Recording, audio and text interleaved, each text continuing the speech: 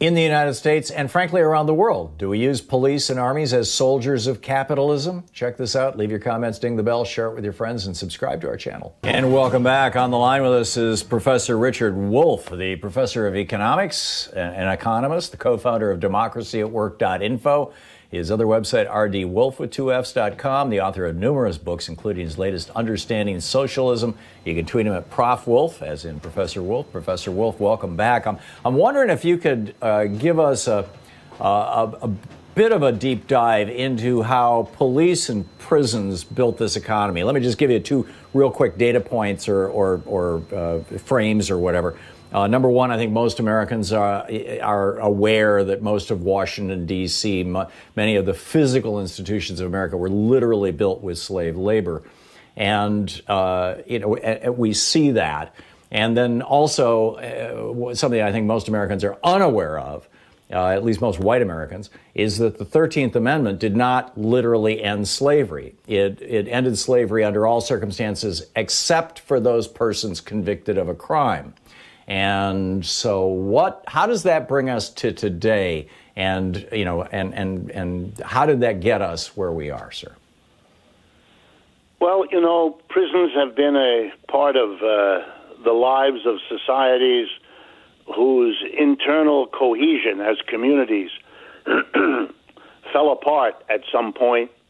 And so the only way they could hold themselves together was by taking a subsection of their own, calling them a police department, giving them a monopoly or nearly a monopoly of force to basically impose on those who felt shortchanged in the community the dominant perspective of those who were in charge. To say the same thing in simple English, if you create horrible divisions in your society, then the temptation to manage them by forcing them upon others rather than reaching a compromise becomes very, very tempting.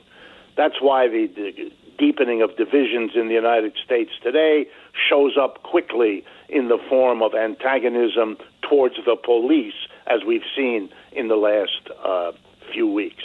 If I could say something about the 13th Amendment as you brought it up, Michelle Alexander deserves the credit. She's a professor here in the United States right now, for having pointed out that the United States not only has more people out of a percentage of its population in jail than almost any other country, and certainly any other developed country, but that the overwhelming majority of the people in jail are either black or brown.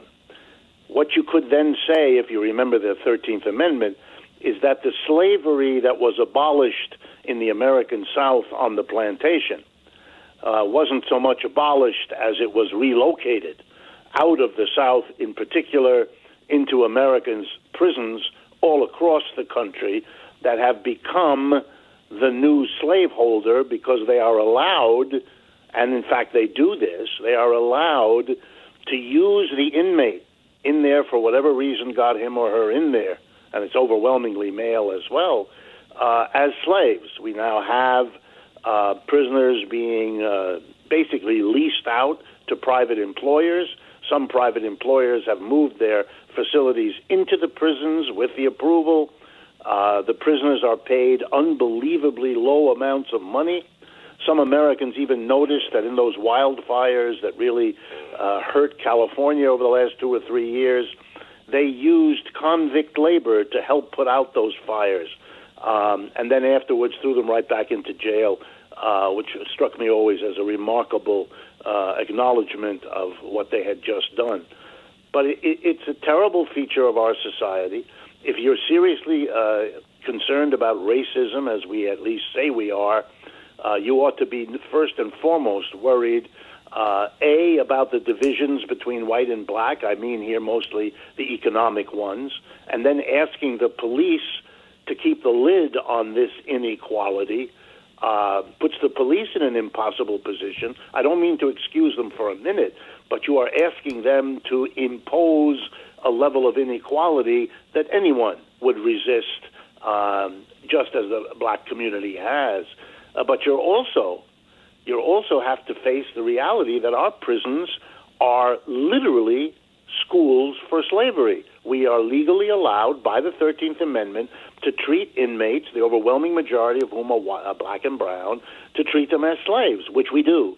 We are training them to accept slavery, to think in terms of slavery, to be bitter about their own enslavement. And then we wonder, when they come out of jail, that they may not be the best people in the community, given the experience they've been put through. That is crazy. It is not recuperative on a person who has problems in normal society to make them a slave for a period of years. The idea that that's going to rehabilitate them is where the problem lies. Right, and we don't see this kind of imprisonment or policing, for that matter, in any other developed country. This is not how it works in Canada. It's not how it works anywhere in Europe. That's right. Nowhere has these statistics. I mean, my European friends are always aghast at the kinds of prison sentences imposed on Americans. They love to point out, often with a kind of sardonic humor, that we keep saying we have to have a tough police force, we have to give our police military capability, and yet we have more crime than any of them do. A little statistic, in 2019, the American police killed 1,004 people. This is according to the Washington Post.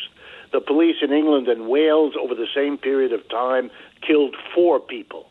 1,004 versus 4. Japan killed 8.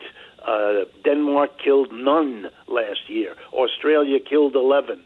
I mean, we are off the chart in what we do as a society, but we seem to be caught in a vicious cycle where we spend more and more on the police, we have more and more police, they are more and more active in causing at least half the problem that we have with our quote-unquote criminal society, and yet we use the criminal to justify the police to justify, in a sense, the criminality. We now face this crisis in which cities and states across the United States are being pinched. They have no tax revenues coming in because everybody's unemployed. And what are they going to do? They're going to cut schools, they're going to cut social services, but they're going to increase, as many of them have promised, their police departments. This is an attempt to control a society dividing into rich and poor by throwing police at them. That has never worked. And what I mean is, it has never solved the underlying problem.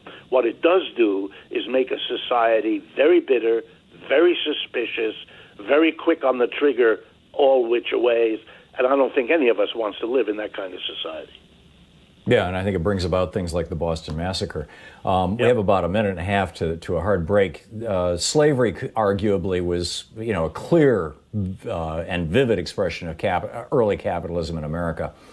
How do we speak of the association between slavery and capitalism, on the assumption that slavery continues in the United States to this day, in our prisons, and I would argue more largely, more broadly in many of our industrial situations?